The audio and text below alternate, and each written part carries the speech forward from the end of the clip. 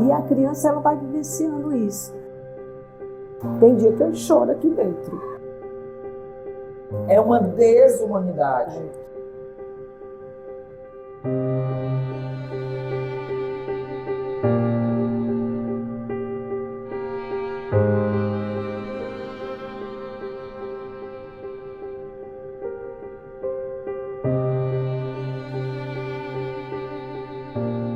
Na manhã deste dia 6 de março, a TV Seductec retornou à Escola de Educação Básica Joana Paula de Moraes, aqui no distrito de Aruaru, onde somos sempre muito bem recebidos pela diretora Márcia, desta vez com a missão de acompanhar a visita técnica do NAES, o Núcleo de Atendimento Educacional Especializado e Suporte Socioemocional da Seductec. O NAES está visitando todas as unidades escolares da rede municipal de ensino, fazendo essa visita de avaliação das demandas de cuidadores, de profissionais de apoio para alunos e alunas. Márcia, quantos anos de educação? 24. 24 anos. É de imaginar que quando você começou na educação, os alunos, as pessoas que hoje a gente chama de deficientes, com deficiência ou neurodivergentes, não estavam na escola. A escola ela não conseguia acolher todo mundo. De quando você começou, onde a escola era bem menos plural, né? A própria sociedade selecionava e poucos conseguiam chegar aqui. Para hoje, que acredito existe um acolhimento muito maior, quais são as grandes diferenças e os maiores desafios dessa escola mais plural, com crianças tão diferentes, com necessidades tão singulares? As dificuldades são muitas. Como você falou, em 24 anos que eu tenho de educação, o que eu tenho percebido nos últimos anos à frente da direção da Escola Joana Paula, que assim, a cada dia tem dificultado muito o nosso trabalho, com essa pluralidade que tem dentro da escola, não é? Com essa inclusão que nós estamos tentando realmente incluir essas crianças com deficiência. É tudo muito novo que a gente está aprendendo a cada dia, se adequando a cada dia a cada situação. Que todo dia surgem situações novas, né, dentro desse processo e que é um grande desafio para cada um de nós enquanto educador, mas que a gente tem feito e buscado aquilo que é o melhor para ofertar para essas crianças e principalmente para essas famílias, porque quando você tem dentro da sua casa, você vê com outros olhos. E aí, Rita, eu já vou começar perguntando. Esse profissional, o cuidador, o profissional de apoio, ele é voltado apenas para crianças com deficiências e neurodivergentes, ou eu posso ter uma demanda para uma criança que não se enquadra nessas categorias? Ele é o profissional que está direcionado a apoiar tanto o aluno com deficiência como sem deficiência, né? O típico e o atípico. Por quê? Existe uma resolução do MEC, uma nota técnica, que diz que o profissional de apoio cuidador, ele é para alunos que necessitem de cuidados, de apoio na hora da higienização, na hora da sua alimentação, na hora da sua locomoção. Então, qualquer aluno que tenha essa necessidade, ele tem direito ao profissional de apoio cuidador, né? Então, independente de estar diagnosticado ou não com alguma deficiência, se ele tiver a necessidade, esse profissional de apoio vai acompanhá-lo. Ontem mesmo eu recebi uma mãe que veio deixar um filho que é autista, um aluno já veterano nosso, que ela saiu daqui chorando. A gente precisou acalmá-la, porque a criança não queria ficar, a criança chorava e chegou até a agredir a própria mãe, né? E aquilo gerou um certo desconforto e um desespero nela, que a gente foi tentar conversar e tentar acalmar a mãe diante daquela situação. E dizer que não é fácil, mas estamos dentro desse processo, procurando buscar sempre o que é melhor. E o que a gente pode fazer, a gente vai fazendo. Que muitas vezes a gente se depara com situações que a gente não sabe como lidar.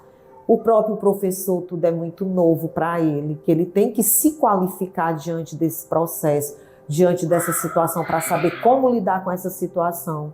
Nós, enquanto gestores, também precisamos desse apoio, precisamos também nos qualificar, porque também para a família é muito novo e para a família é muito mais difícil do que para nós. E a família ela não sabe lidar com isso.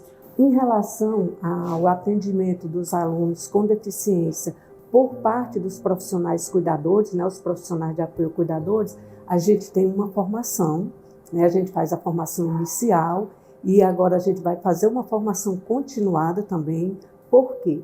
Na formação inicial a gente dá toda a orientação de como é que ele vai acolher aquele aluno e quais são as competências que ele tem para com aquele aluno e para com a escola na qual ele está inserido. Então a gente faz a formação inicial e posteriormente a gente vai fazer uma formação continuada, onde a gente vai estar falando de todas as deficiências, para que esse profissional de apoio cuidador ele tenha conhecimento do que é o DI, do que é a criança com autismo, do que é a criança com TDAH, do que é a criança com outros transtornos, com TOD, que está surgindo muito também.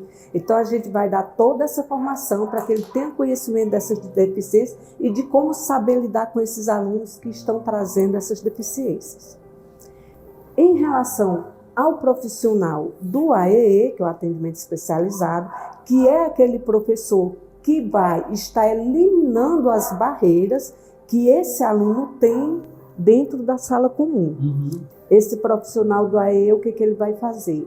Logo no início do ano, ele faz entrevista com a família, ele faz um estudo de caso daquele aluno, para diante daquele estudo de caso, ele puder elaborar um plano de atendimento.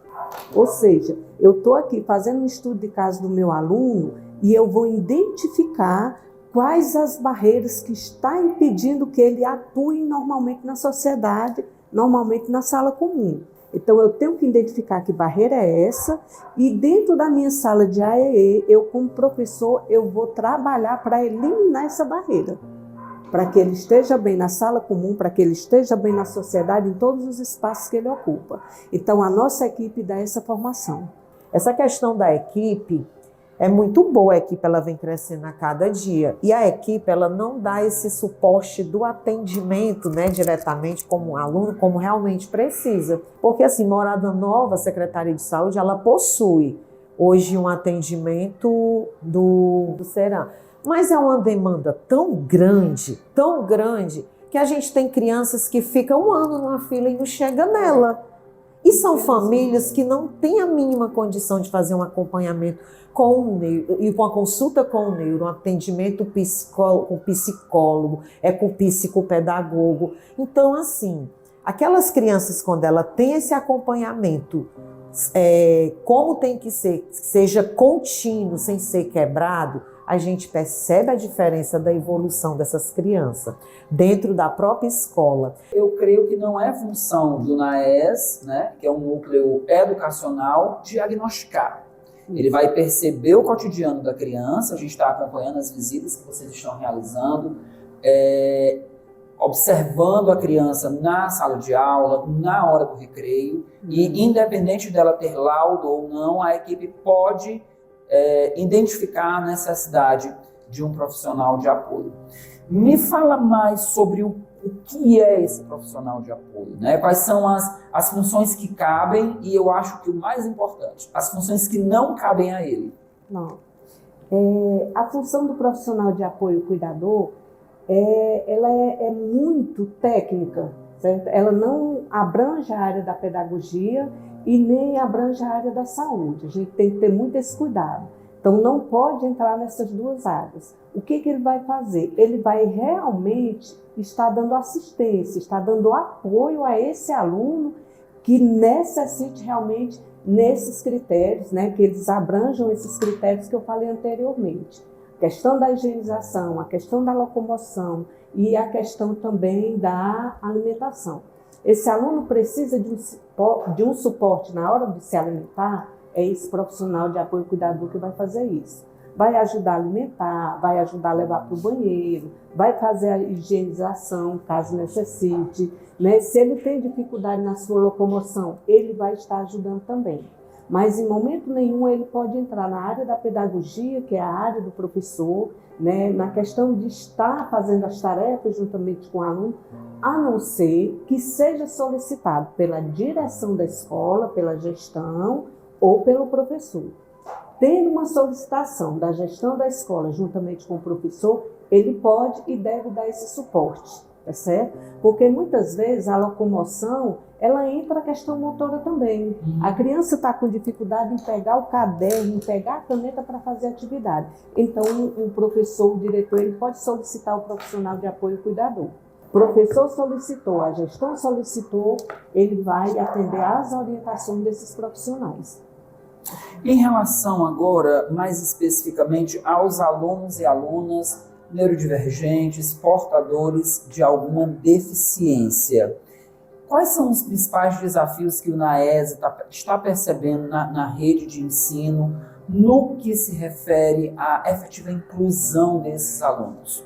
E eu pergunto isso até no sentido de nós, enquanto sociedade civil, enquanto escola, enquanto comunidade escolar, entendermos como é que a gente pode contribuir para essa inclusão também. O profissional de apoio cuidador, quando é que ele é designado para aquela criança, né? Quando ele precisa ser atendido naqueles critérios que eu já solicitei. Muitas vezes a família não tem essa compreensão. Ela quer que o profissional de apoio cuidador esteja lá porque o filho dela foi diagnosticado com autismo. E não é porque ele foi diagnosticado com autismo que ele precisa do profissional cuidador. Certo? Assim como o aluno que foi diagnosticado com DI, nem sempre ele vai precisar do profissional cuidador. Muitas vezes esse profissional vai limitar o desenvolvimento desse aluno, né? Então acaba prejudicando. Né?